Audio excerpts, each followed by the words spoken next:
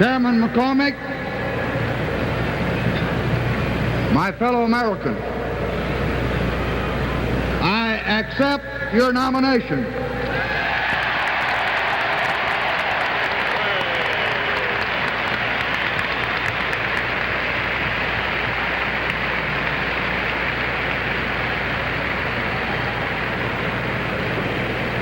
I accept the duty of leading this party to victory this year.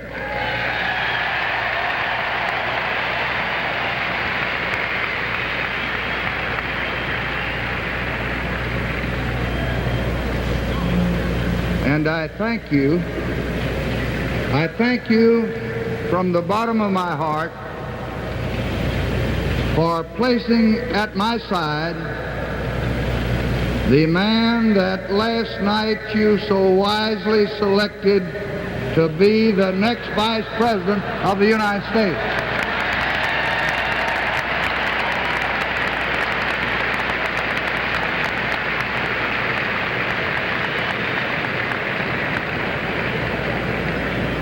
I know I speak for each of you and all of you when I say he proved himself tonight in that great acceptance speech.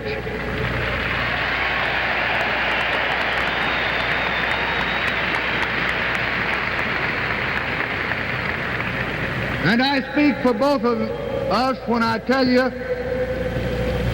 that from Monday on he's going to be available for such speeches in all 50 states.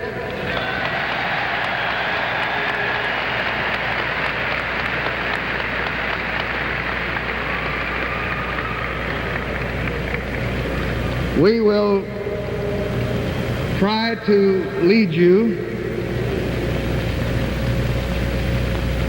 as we were led by that great champion of freedom, the man from Independence, Harry S. Truman.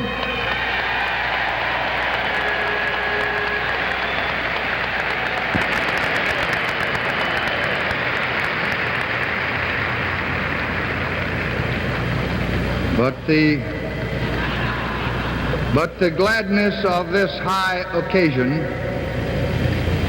cannot mask the sorrow which shares our heart. So let us here tonight, each of us, all of us, rededicate ourselves to keeping burning the golden torch of promise which John Fitzgerald Kennedy set aflame.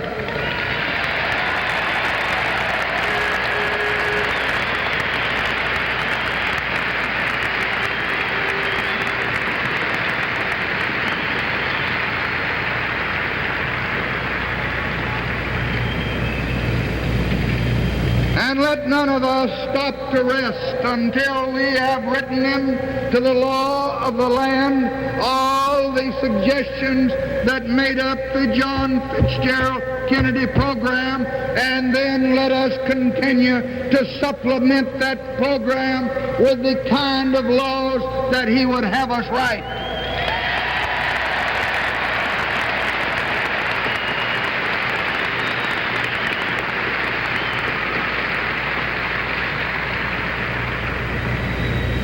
Tonight we offer ourselves on our record and by our platform as a party for all Americans, an all-American party for all Americans.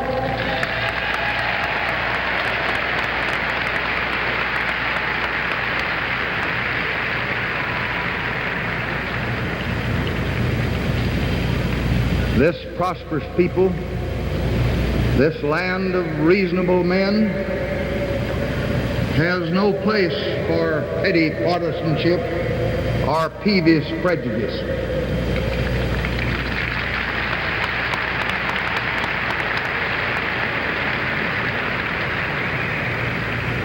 The needs of all can never be met by parties of the few.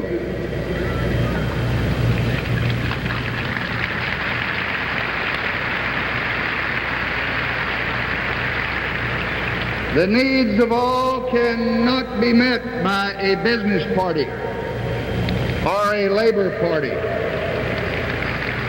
not by a war party or a peace party, not by a southern party or a northern party.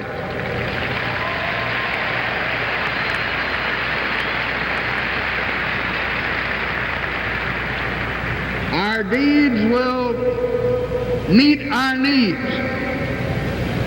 only if we are served by a party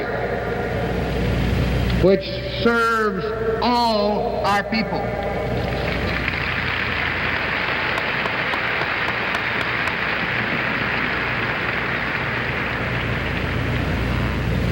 We are members together of such a party, the Democratic Party of 1964.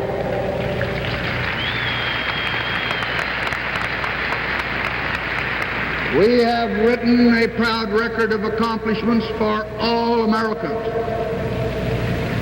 If any ask what we have done, just let them look at what we promised to do.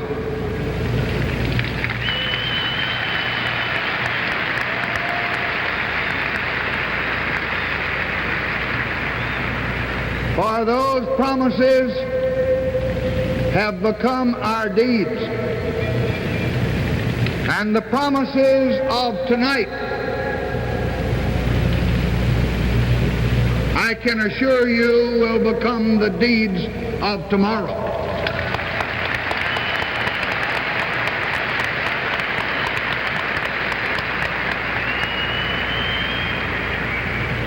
We are in the midst of the largest and the longest period of peacetime prosperity in our history.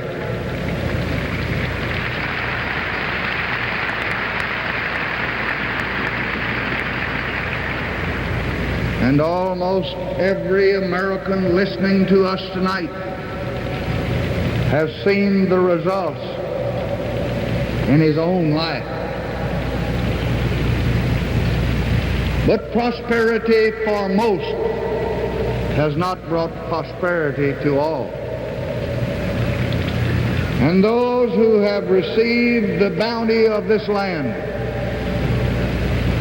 who sit tonight secure in affluence and safe in power, must not now turn from the needs of their neighbors.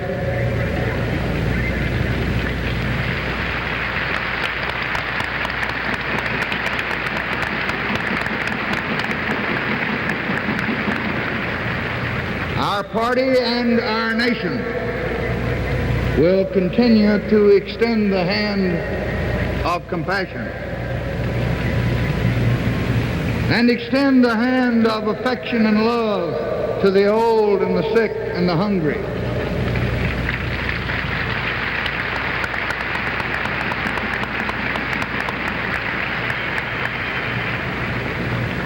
For who among us dares betray the command, "Thou shalt open thine hand unto thy brother, to thy poor, and to thy needy in thy land"?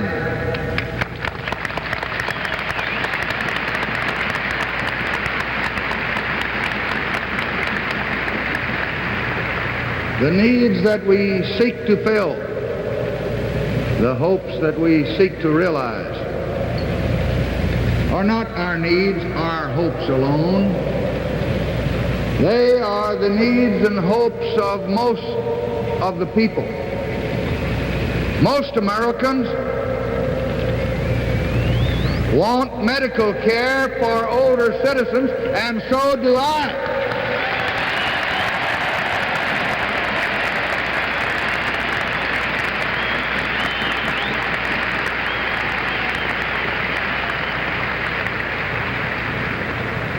Most Americans want fair and stable prices and decent income for our farmers, and so do I.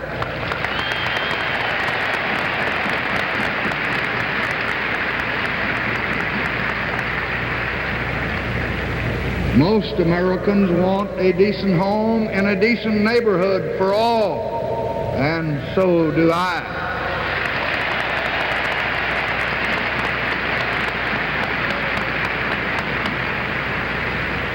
Most Americans want an education for every child to the limit of his ability, and so do I.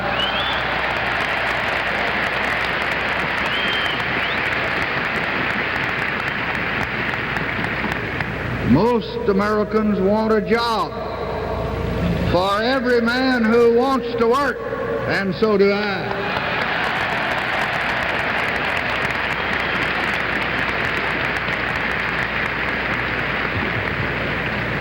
Most Americans want victory in our war against poverty, and so do I.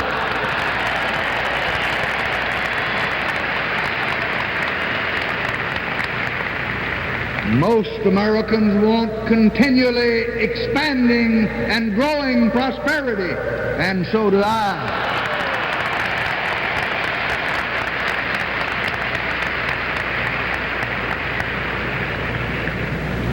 These are your goals. These are our goals. These are the goals and will be the achievements of the Democratic Party.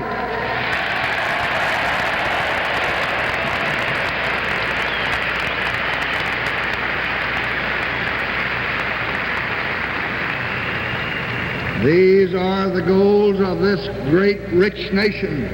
These are the goals toward which I will lead if the American people choose to follow.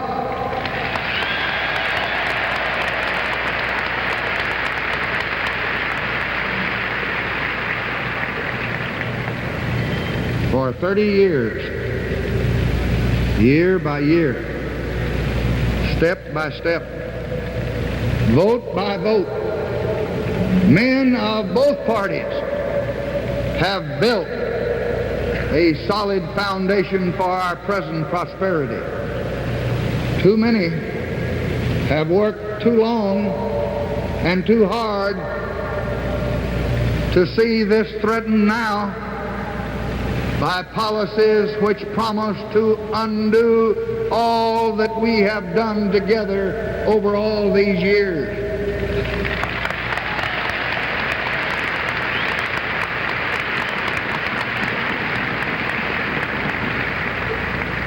I believe most of the men and women in this hall tonight, and I believe most Americans, understand that to reach our goals in our own land, we must work for peace among all lands.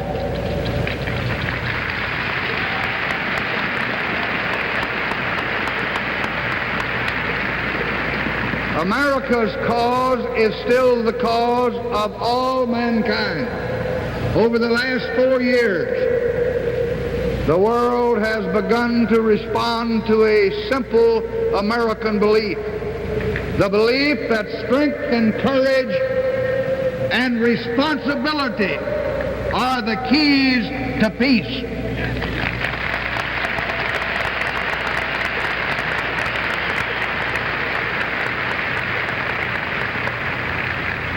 Since 1961, under the leadership of that great President John F. Kennedy, we have carried out the greatest peacetime buildup of national strength of any nation at any time in the history of the world.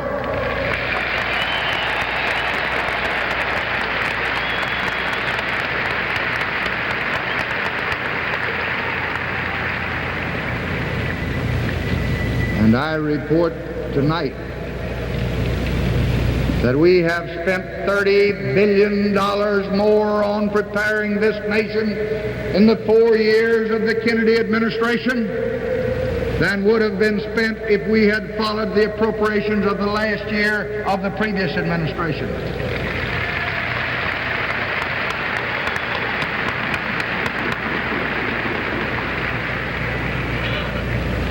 I report tonight as President of the United States and as Commander-in-Chief of the Armed Forces on the strength of your country. And I tell you that it is greater than any adversary.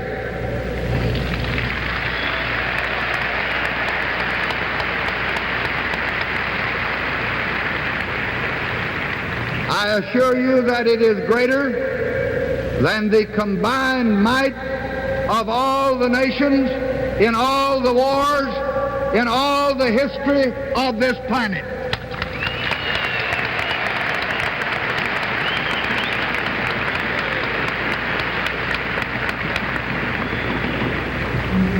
And I report our superiority is growing.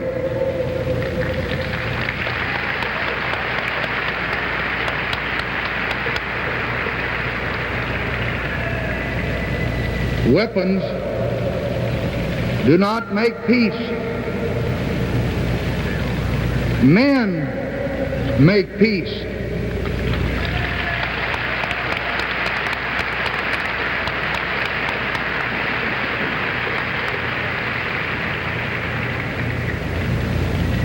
And peace comes not through strength alone, but through wisdom and patience and restraint.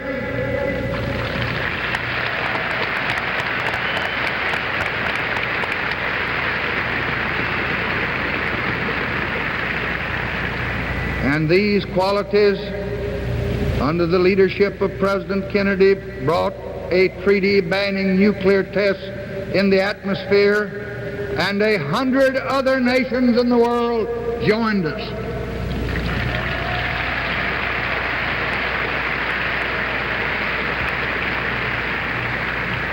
Other agreements were reached and other steps were taken.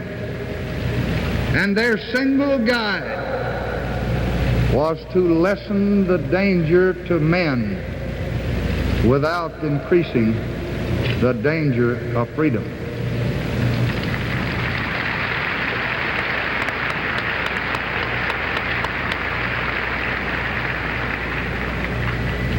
Their single purpose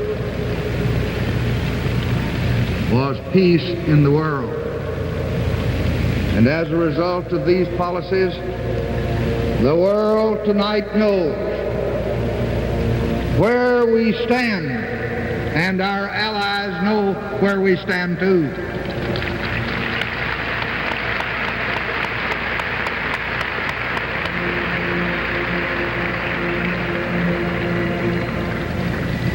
And our adversaries have learned again that we will never waver in the defense of freedom.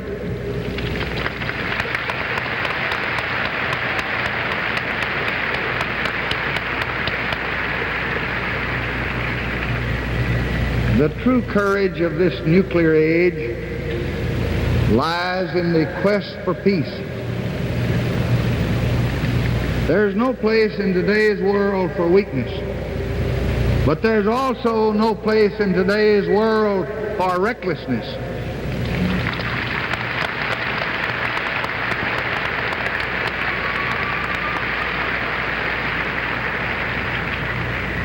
We cannot act rashly with the nuclear weapons that could destroy us all. The only course is to press with all our mind and all our will to make sure, doubly sure, that these weapons are never really used at all.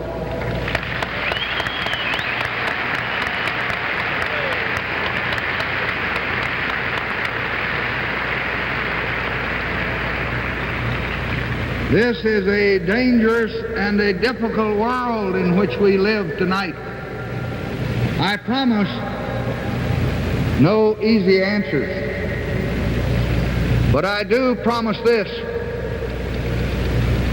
I pledge the firmness to defend freedom, the strength to support that firmness, and a constant, patient effort to move the world toward peace instead of war.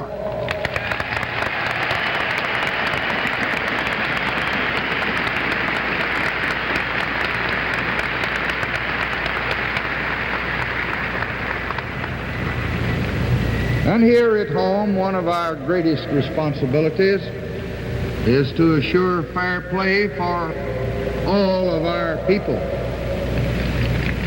Every American has the right to be treated as a person.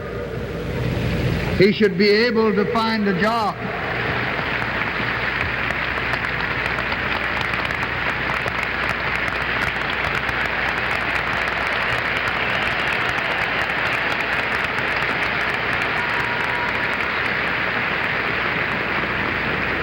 He should be able to educate his children.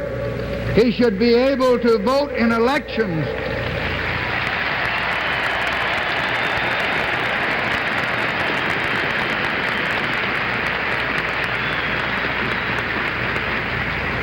And he should be judged on his merits as a person.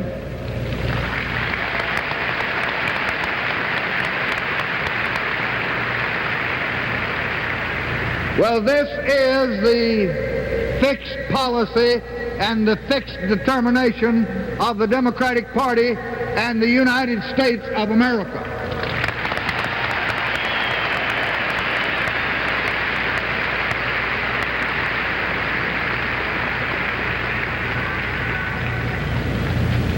So long as I am your president, I intend to carry out what the Constitution demands and justice requires. Equal justice under law for all Americans.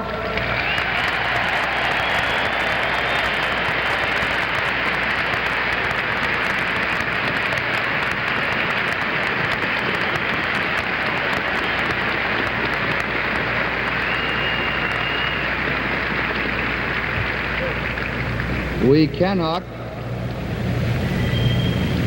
and we will not allow this great purpose to be endangered by reckless acts of violence.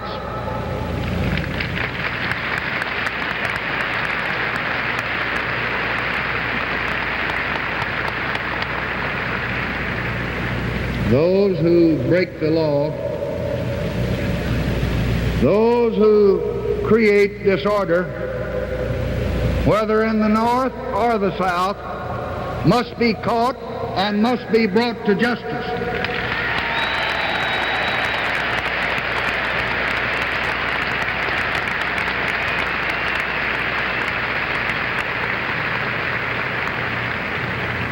And I believe that every man and woman in this room tonight joins me in saying that every part of this country, the law must be respected and violence must be stopped.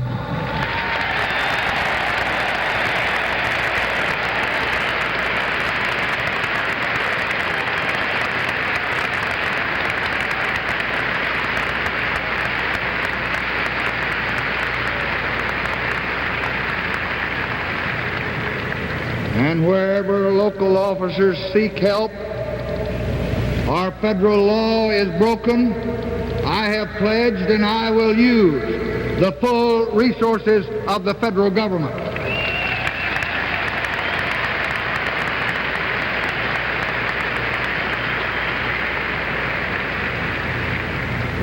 Let no one tell you that he can hold back progress and at the same time keep the peace. This is a false and empty promise. To stand in the way of orderly progress is to encourage violence.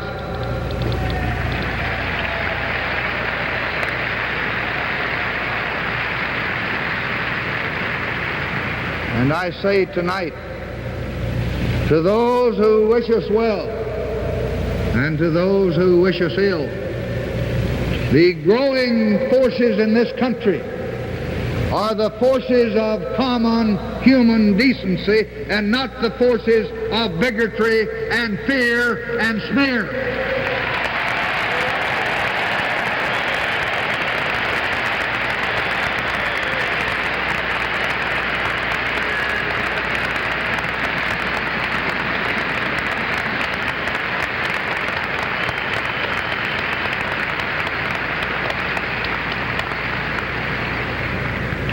problems are many and are great, but our opportunities are even greater. And let me make this clear.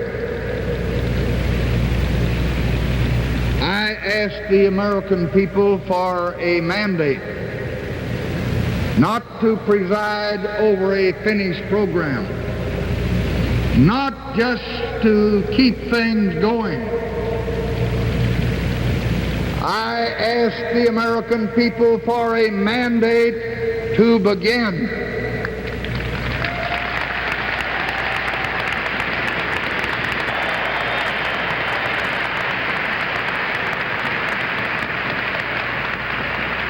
This nation, this generation, in this hour,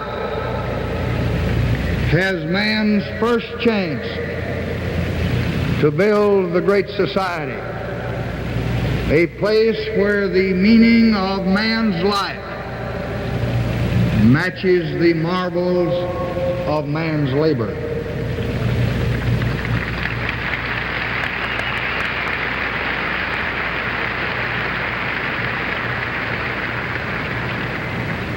We seek a nation where every man can find reward in work and satisfaction in the use of his talents. We seek a nation where every man can seek knowledge and touch beauty and rejoice in the closeness of family and community.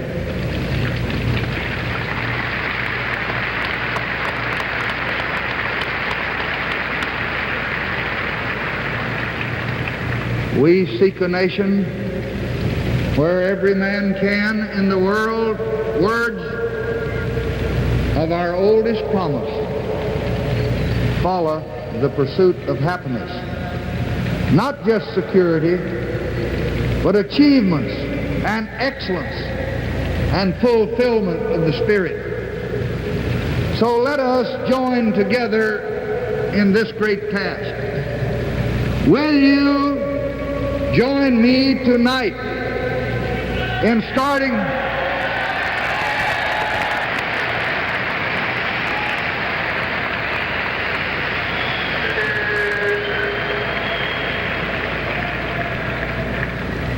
in rebuilding our cities to make them a decent place for our children to live in?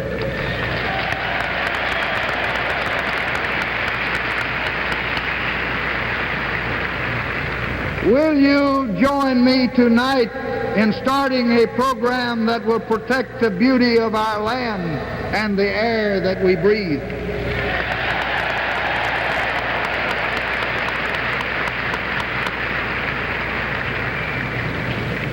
Won't you join me tonight in starting a program that will give every child education of the highest quality that he can take?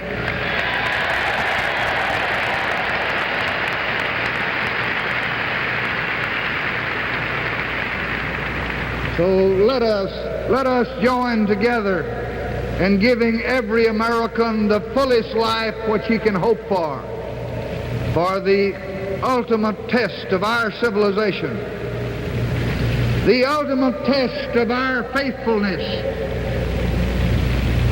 to our past is not in our goods and is not in our guns.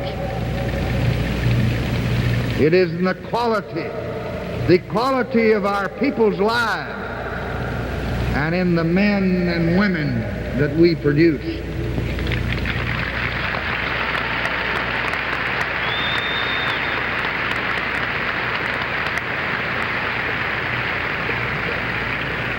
This goal can be ours. We have the resources. We have the knowledge. But tonight we must seek the courage.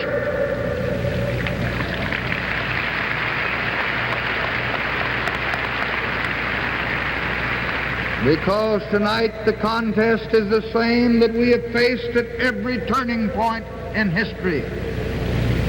It is not between liberals and conservatives.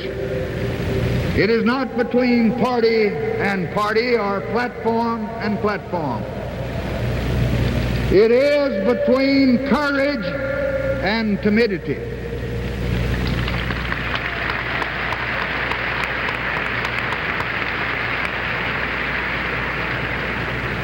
It is between those who have vision and those who see what can be and those who want only to maintain the status quo.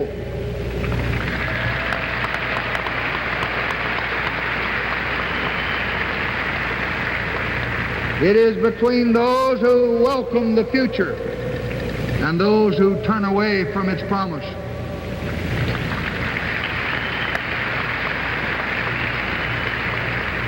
This is the true cause of freedom. The man who is hungry, who cannot find work or educate his children, who is bowed by want, that man is not fully free. For more than 30 years, from Social Security to the war against poverty, we have diligently worked to enlarge the freedom of man. And as a result, Americans tonight are freer to live as they want to live,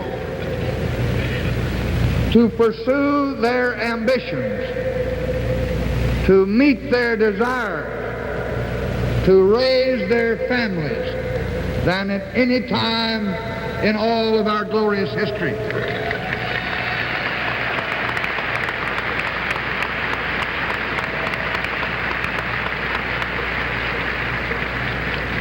And every American knows in his heart that this is right.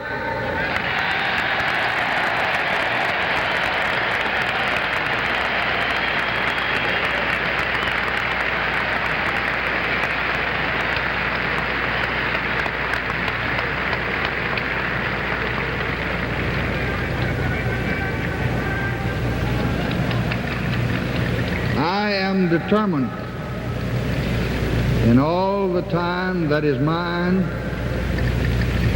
to use all the talents that I have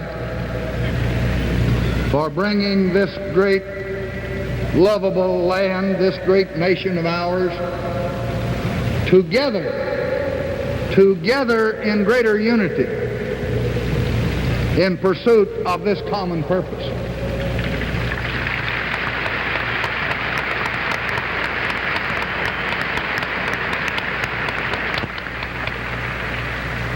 I truly believe that we someday will see an America that knows no north or south, no east or west, an America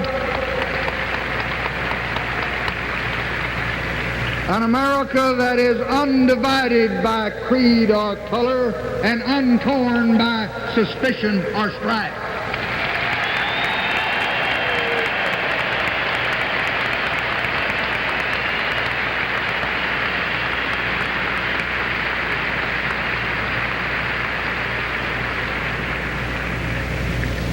The Founding Fathers dreamed America before it was. The pioneers dreamed of great cities on the wilderness that they had crossed. Our tomorrow is on its way. It can be a shape of darkness or it can be a thing of beauty. The choice is ours, is yours. For it will be the dream that we dare to dream.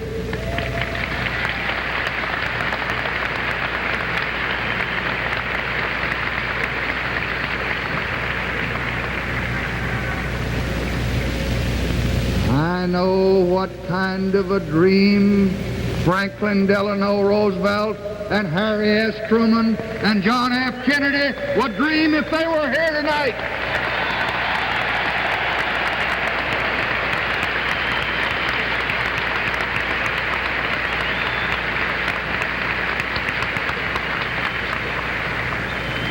And I think that I know what kind of a dream you want to dream. Tonight, we of the Democratic Party confidently go before the people offering answers, not retreat, offering unity, not division, offering hope, not fear or smear.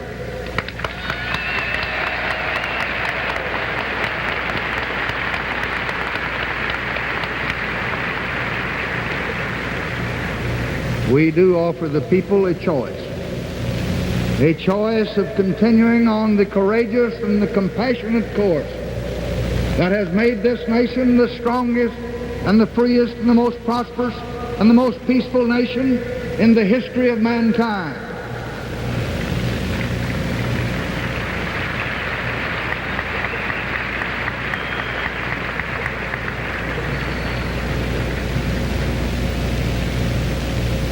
To those who have sought to divide us, they have only helped to unite us.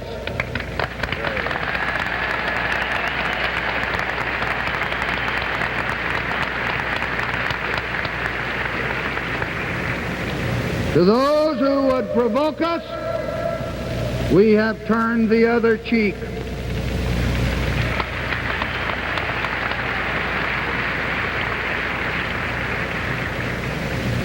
So as we conclude our labors, let us tomorrow turn to our new task. Let us be on our way